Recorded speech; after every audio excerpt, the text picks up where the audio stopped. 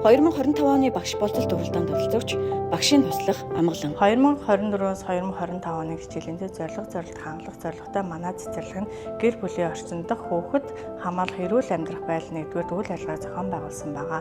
Энэ үйл ажиллагаанд манай бэлтгэл бий болгон 90% оролцсон байгаа. Энэ үйл ажиллагааны цэцэрлэг цэцсэн дадал хэвшлэлээр хүүхэд гэр бүлийн орчинд хийж байгаа байдлыг ажиглаж гэрийн эргэлт хийсэн байгаа. Судалгаанаар гэр бүлийн орчинд өөрийн таних тэмдэгтэй ариун цэврийн хэрэгсэл хэрэглэн чадрыг эзэмших нөхцлөөр хангалтгүй байсан учраас гэртээ өөрийн таних тэмдэгтэй ариун цэврийн хэрэгсэлтэй болох үйл ажиллагааг эцэгтэй хамтран ажилласан байгаа. Хүүхдүүд маань хувийн ариун цэврийн тусад нь өөрсдөд нь зориулсан болон гаргаж өгсөн. Хүүхэд маань амны элдв халдвар төвчин, артны халдвар төвчнөөс өөрсдөө сэргийлж, өөрсдийнхөө сойд хувийн эд хэрэглэлээ алчуураа гамнууч хамгаалж, өөрсдийнхөө эд зүйлсээ хэрэглэх давуу талтай.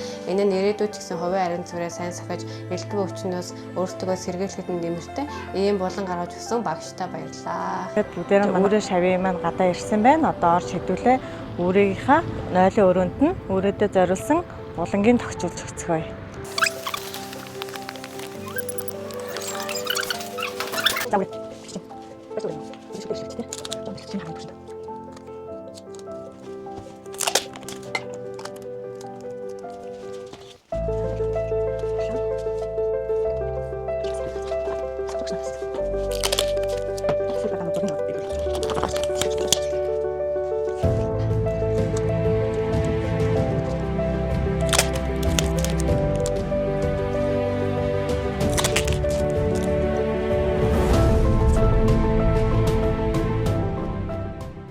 Хүүхдүүдээ нойлын цасаа зөв хэрэглэж сурцгаая. Хүүхднөр бие засах юм бол 4 нүд.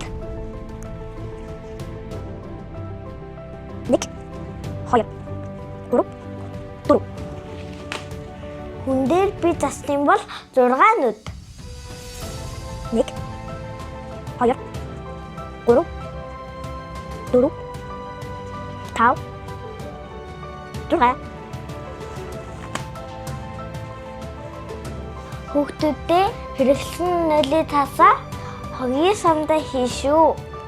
амгалан багш маань ирж өнөөдөр гэртээ хүүхдэд маань энэ булан нээж өгсөн. Бараа яаж угаах вэ? Шүдээ яаж арчилах вэ? Нойлын цаасыг яаж хэрэглэх вэ? Яаж хэмнэлтэд хэрэглэх вэ гэдгийг зааж өгсөн байна. Хүүхдүүд өөрийн